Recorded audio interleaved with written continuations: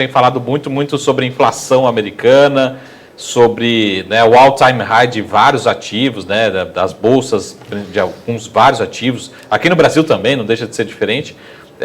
E também falando sobre começar a gente ter talvez crescimentos marginais menores daqui para frente. Nos Estados Unidos e algumas outras economias, não dá para os Estados Unidos ficar crescendo 10% a vida inteira, senão hoje a gente vai ter inflação.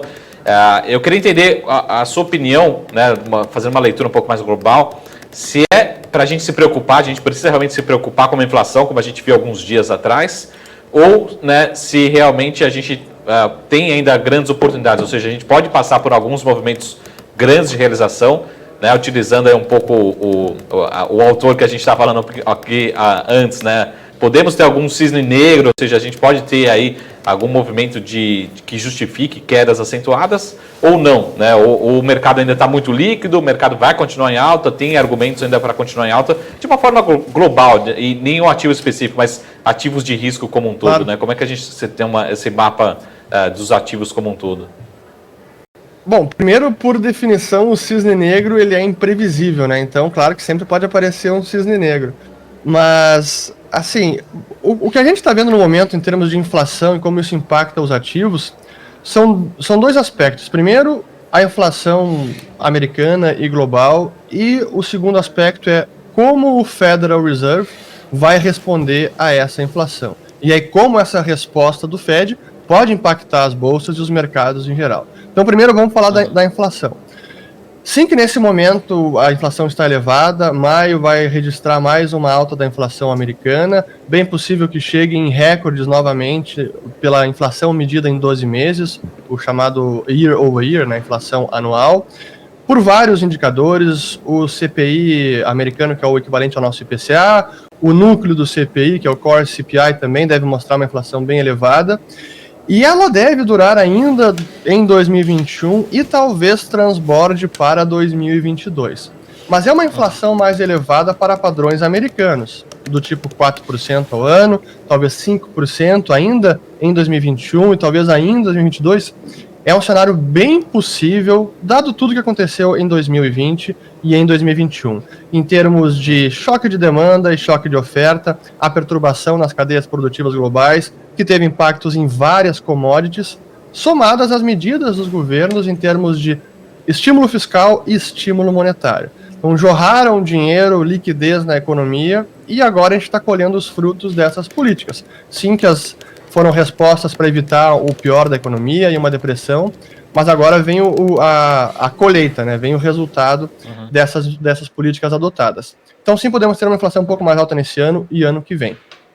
Aí, como é que o Fed vai responder a esse cenário? Essa é a grande dúvida, porque, de um lado, o Fed tem sinalizado que ele não vai fazer nada. Ele deu todas as cartas no ano passado, quando fez uma revisão de política monetária de longo prazo, dizendo o seguinte: olha, temos aqui a inflação, que a nossa meta era 2% ao ano, mas agora vai ser 2% em média ao longo de algum período. Isso quer dizer que se no passado ficou abaixo de 2%, e agora está 2% e pode ficar acima de 2%, não tem problema. É como se agora uma inflação mais elevada compensa a inflação mais baixa do passado. E ele ainda não disse qual é essa janela de tempo, então tem essa dúvida no mercado também. E o Fed tem um problema que ele não consegue tão facilmente elevar as taxas de juros por conta de toda a liquidez que ele continua jorrando no mercado.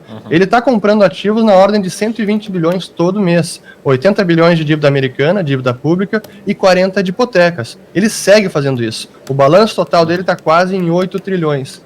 E essa liquidez toda, por incrível que pareça, está tendo, por consequência inevitável, está tendo o efeito adverso de levar as taxas de juros de curto prazo para zero ou abaixo de zero.